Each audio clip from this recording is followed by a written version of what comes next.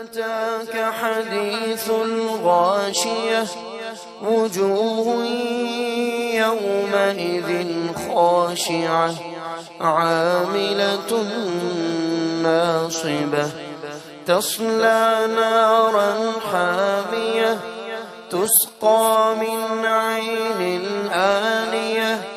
ليس لهم طعام إلا من ضريع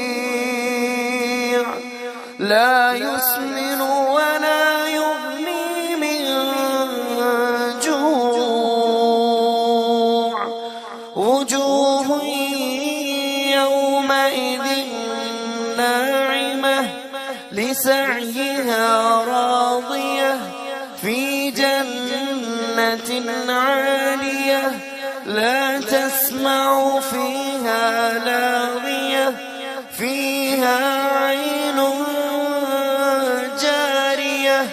فيها سرر مرفوعة وأكواب موضوعة ونمارق مصفوفة وزرابي مبثوثة أفلا ينظرون إلى الإبل كيف خلقت وإلى السماء كيف رفعت وإلى الجبال كيف نصبت وإلى الأرض كيف سطحت فذكر إنما أنت مذكر لست عليهم بمسيطر إلا من تولى وكفر فيعذبه الله العذاب الأكبر